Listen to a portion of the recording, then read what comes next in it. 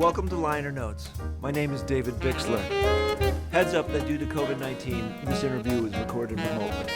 It might not be the same quality as if recorded in a studio.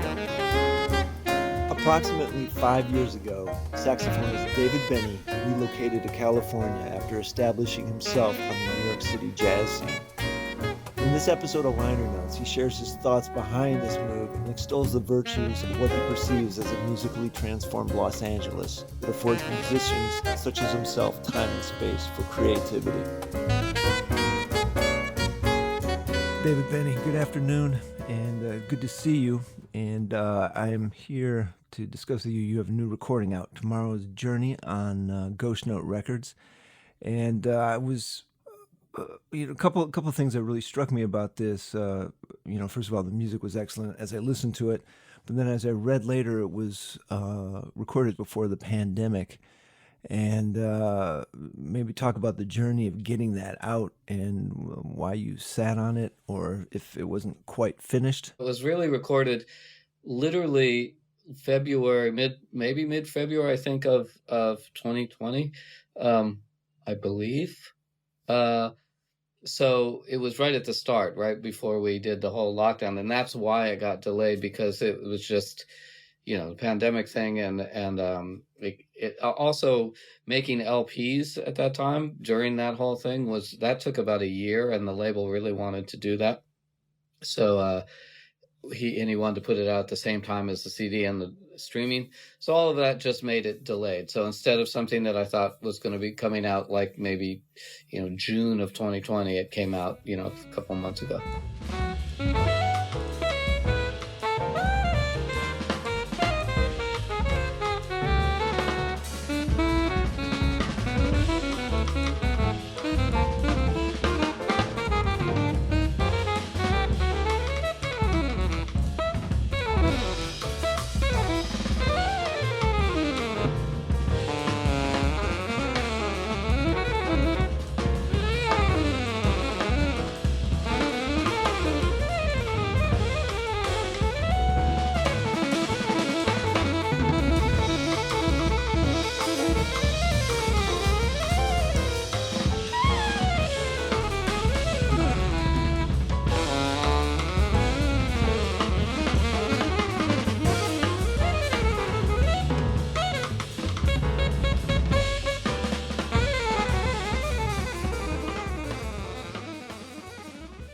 Okay, so it was kind of like the choice of the label and the necessity. I had heard that getting vinyl done, especially during the pandemic, was near impossible. It's really difficult. Yeah, it was definitely. It's always difficult, I think, now, but it's very. Yeah, this was ridiculous. It took so long.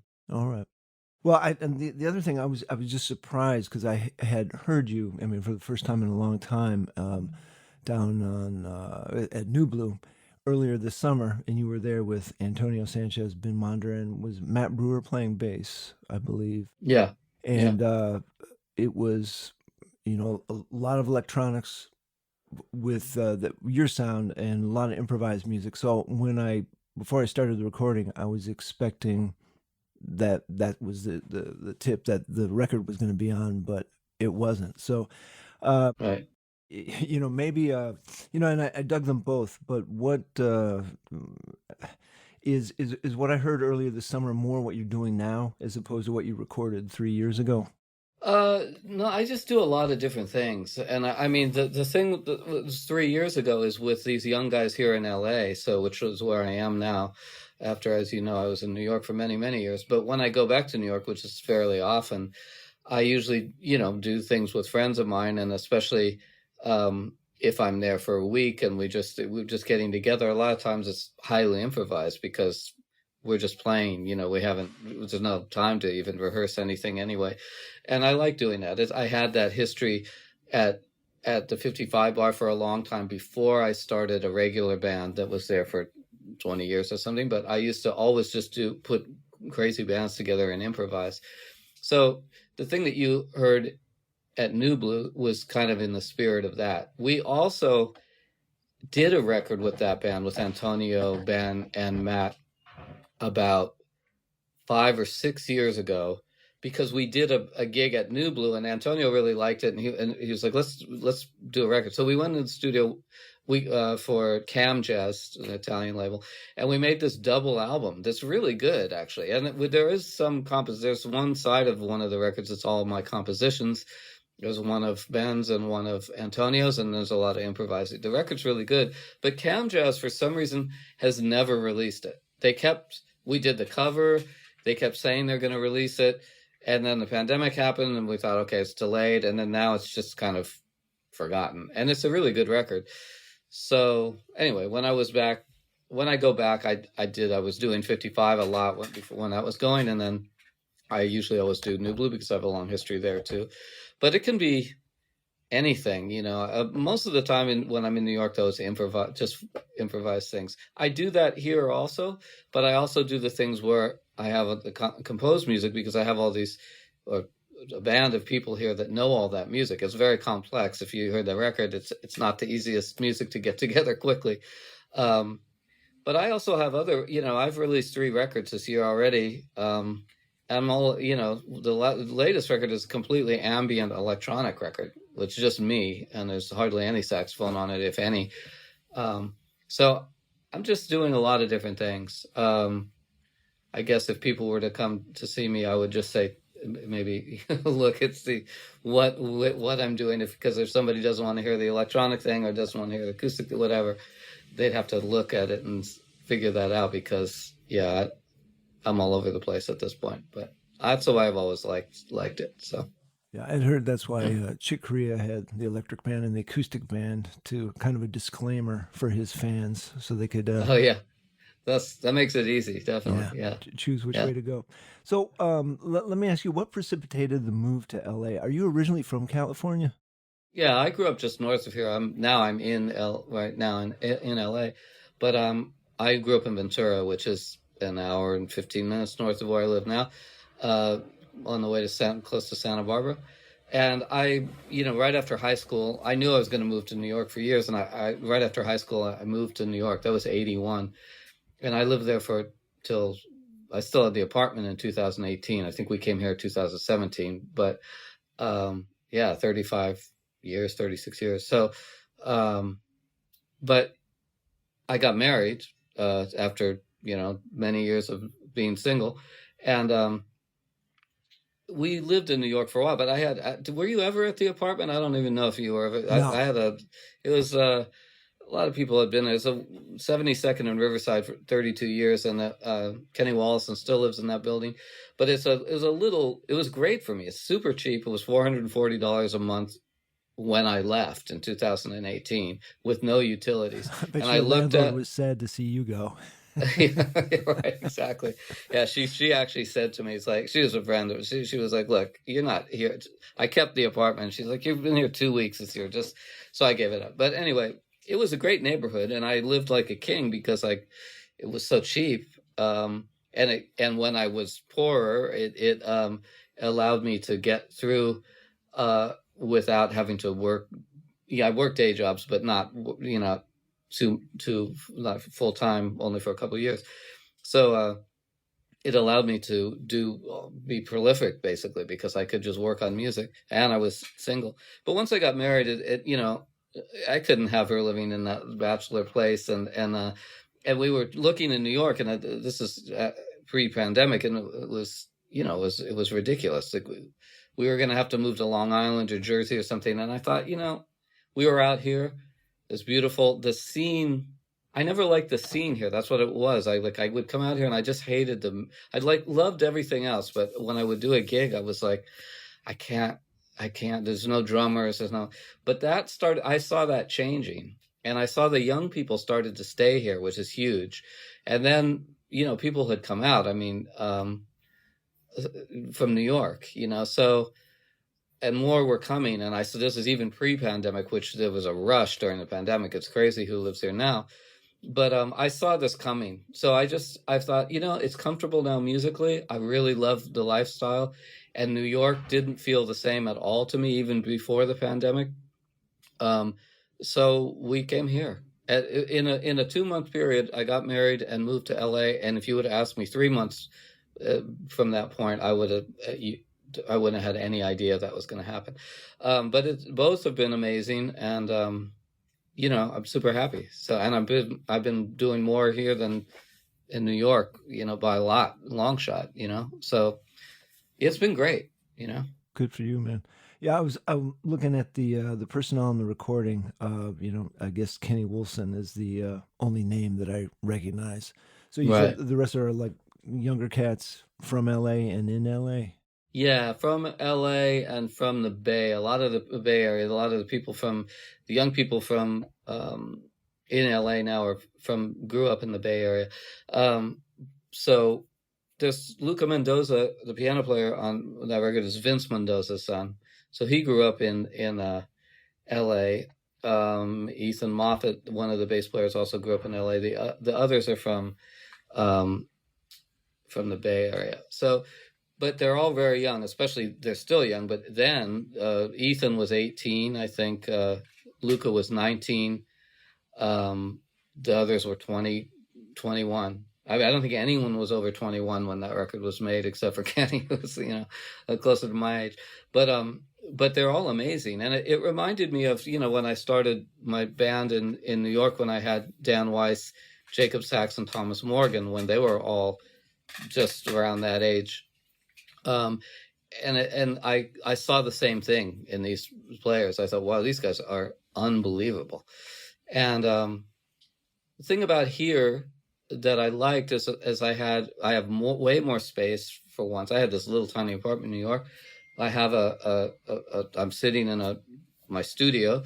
I have young musicians who are super down to rehearse as much as possible, and are really can read anything in 2 seconds. So I was able to write more complicated music, rehearse it, play it a lot. So it's kind of the first record that was like we had played the music a lot before we recorded it, and I think it feels that way because it's if you see the charts, it's complex, and those guys are nailing it.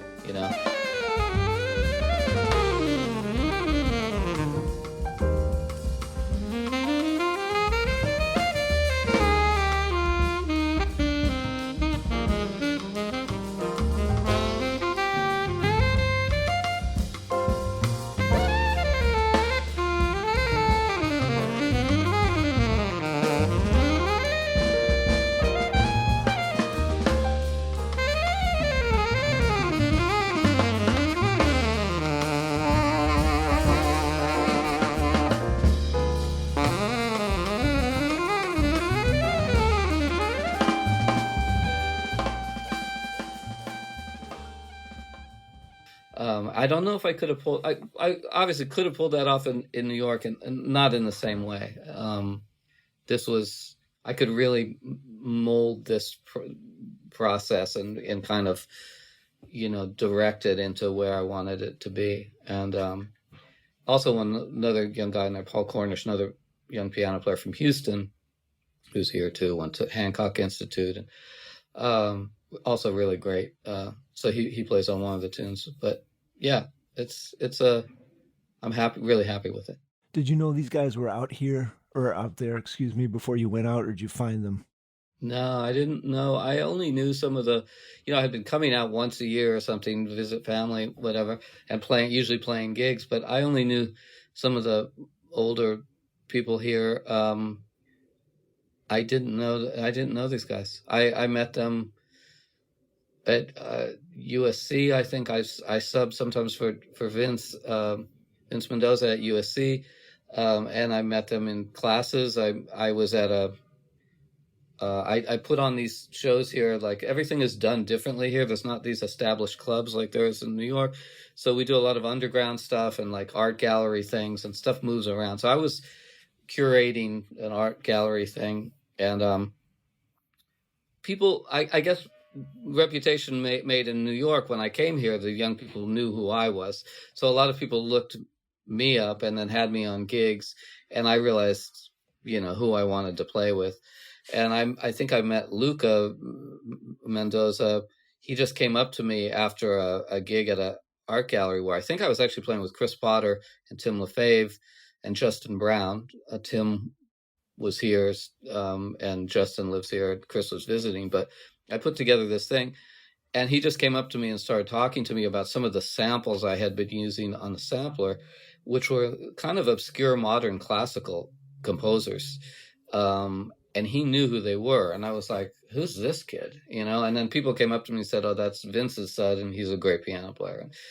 So anyway, I just started playing with everybody, and then they all became friends. They're actually really close friends now, and great musicians. So I didn't feel, I was worried if there'd be a letdown musically coming here, and it hasn't been at all. And during the pandemic, I mean, Mark Turner's here now. There's so many people here. Logan Richardson, Chris Speed, Steve Lehman. It's just on and on. Terrence Blanchard.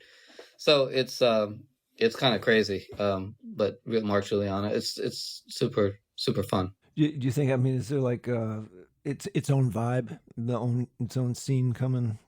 That you're hearing. Oh yeah, I feel. Look, I love New York. New York made me. I loved New York for a certain period.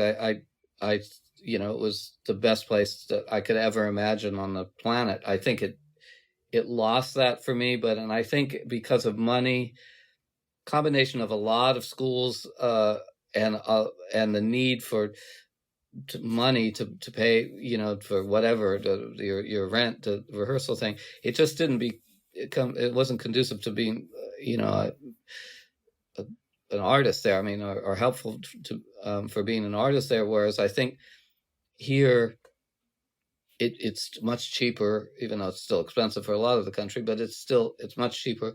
There's space, there's time, and I just think that what that does is I feel like I did maybe in the 80s, 90s in New York. I feel that here now. I don't feel it in New York. I feel it's a little bit, the music's, there are still some people, people doing good stuff, obviously, but I feel like a lot of the young people here are pushing things more. And I think it's a lot of reason for that. But I think the biggest reason is because they have time to do it. There's a lot of gigs. A lot of the people that I know, they're constantly working here. Everybody's working, and a lot of them are, like, one friend of mine is in a really great saxophone player, Henry Solomon, is in a band called Haim. It's a big rock band. Paul Cornish, who I mentioned on the album, he plays in Kanye West's band. He's also MD for a bunch of R&B bands. So everybody's kind of doing a lot of things, which makes it possible to be just in the music world, and then also they're creating these things for gigs that are also creative. And it's not just, okay, we're going to this place to play. We're going to, sometimes there's a friend of mine here, Yusef Hilmi, who owns Minaret Records. He's putting on these shows, and sometimes you don't know where you're playing 2 days before the gig. But when the gig happens, is usually downtown or somewhere. When it happens, there'll be 200 screaming 20-year-olds there who know your music, who are excited that you're there. I've never seen before. And the vibe is where did these people come from? So that is exciting for me. And I think that makes for this creative energy that's happening here right now that I think was lacking here for many years, and was definitely in New York for many years. And now I just think it's LA's time, and it feels we do need more places to play. The pandemic kind of messed up the flow of that, with the Blue Whale closing and everything. But the creativity I feel is here now. I feel like people are really pushing stuff here, and that's exciting to me still. Do you think that the schools, the education, that's happening out there has a part of it? Are they like incubators for these musicians to get together? I think the schools here, yeah, I've taught in the schools in New York. I've taught the schools here, especially USC, where the bulk of the musicians that I've played with, young musicians, are. I think, it's a good. It seems like a good program to me, and the way that the classes are run, and the teachers that are there. I mean, Mincer was head of it, and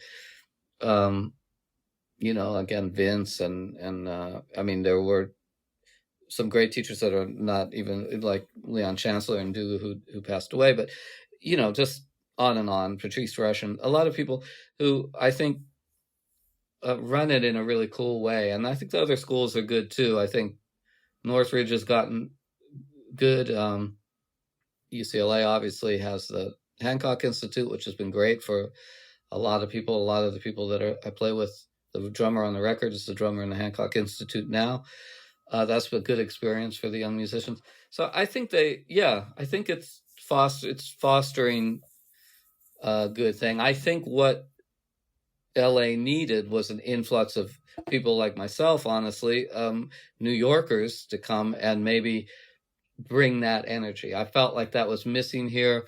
When I came here, I still felt it was missing with some of these young people, but they were super eager to learn and to ask. They asked questions, and they would come over, and these guys would call me and like, hey, can we come over and listen to records or play? And there was just, and so we did that, and I kind of molded a lot of the guys here into a certain thing that we're all familiar with from New York, actually. And I think that in like at least the almost 5.5 years that I've been back here, I can't even believe it's been that long, plus the influx of all these other musicians here, Damian Reed now here, John Escreed, who lives down the street, that energy is here now. And so people are playing with that energy. And these kind of gigs like that you saw at New Blue, where we're just improvising, that never really happened here, other than in when the Klein brothers, like Nels, lived here or something back in the day. They were doing that to some extent, but it was really not much of that here. It was very straight ahead and which I love too. I still play standards gigs and everything, but it was a certain kind of thing here that was very like Beverly Hills or something. But, people spent money and sat around and watched a polite jazz concert. And the Blue Whale started to change that. And then now it's, this underground thing, it's all wide open now. There's crazy stuff happening now, like intense. And I brought a lot of people. I brought some people from Nick Reinhardt, like from the rock world, doesn't know anything about jazz or read music or anything, but is a great improviser. Put him with like Eric Rivas and, different people that didn't know each other, but I like that. And I think that has helped the scene here. And I think myself and others who have come here from New York have helped that. So New York still has a huge hand in what's going on. Right. But yeah, I think that's helped. And now it's kind of ingrained a little bit, So you think you're bringing an audience along with you? Yeah, they're young. I think the older audience, I think there's some people in the older audience that are happy with what's going on, and I think some that don't even know it's happening, or there's a little probably separation there. But there's this young audience that kind of is into everything. Like, so there's also like my good friends for many years, like Louis Cole and Genevieve Artadi, who have a band called Knower, and they're on Brain Feeder, which is also Thundercat and Flying Lotus. And those things are tied into, I'll play a jazz gig, or and Thundercat and Flying Lotus are there. And the worlds mix here in a way that I never saw. I would always go from 55 Bar, and after the gig, I'd go to Smalls and hang out, either play the jam session or just have drinks or whatever. And people would come up to me and say, are you still doing the 55 Bar gig? And I'm like, yeah, I've been doing that for 20 years, where they don't cross the street. Yeah. And the 55 people didn't go much to Smalls, and the Smalls people didn't go to 55, and that worked for other places. So there was this separation. Everything was compartmentalized in New York, I felt, and I got tired of that. It wasn't like that back in the day, as you probably remember. But here, it's not like that at all. I mean, there's probably a little bit of that, but not much. It's very wide open. So you can have a 2 or 3 band thing happening where you'll have somebody play an acoustic set, one an electric set, and a DJ, doing, or something improvised, somebody playing standard, somebody, all in the same thing. And the audiences are cool with it all. And the younger people that's normal for younger people now. And I think that audience is here and coming up. And like I said, sometimes I show up to these gigs and I don't even, where are these kids coming from? It's kind of amazing. But yeah, it's not the club scene so much. There is Sam First here, which is a nice club, and it's more in the tradition of LA clubs. But these underground things, I think, are the future and what's happening, and the influence of LA has been huge already. If you see what's happening worldwide, and everyone, I still tour all the time in Europe and everything.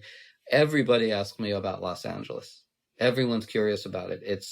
They know that something's happening, and they're all into Lewis Cole. And I've been playing with Lewis this summer with a Metropole Orchestra. I was like 60 people on the stage, and these big jazz festivals. We played North Sea and Vienna, and I played Montreal with him, and and so that world it's spread out now from LA. It was for the first few years I was here. It seemed like it was contained here a little bit, but now it's everywhere is kind of interested. So yeah, I'm happy to see that. Sounds cool. Before I let you go, I want to delve into your compositional process. You have a lot of interests, a lot of sounds, and what what is the impetus for doing the recording that just came out, as opposed to the ambient recording, or having your sound through effects, like with the improvised cats? Like what makes you go? I've always been that way. I've always like to move around. I just can't. I mean, it's, in a way, it's a bigger picture, and I think it's the way I tell students sometimes. I don't think of myself necessarily as some certain kind of musician. I really think of myself as an artist, and as a filmmaker would be an artist or a painter. My wife's a painter, but I make things, and I create things. So I don't really think of myself, identify myself as a saxophone player or as a jazz musician. I never have, actually. That was all from the outside. So I think I've always been using electronics at some point. I've also been always making acoustic records too, and what I hadn't done is made purely electronic records, which I have done now, and which I thoroughly enjoy.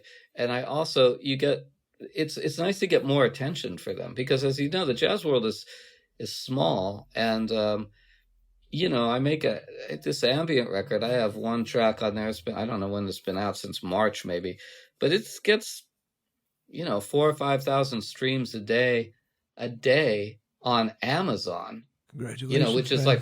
like that never happens, and so there's different things that open up because of that.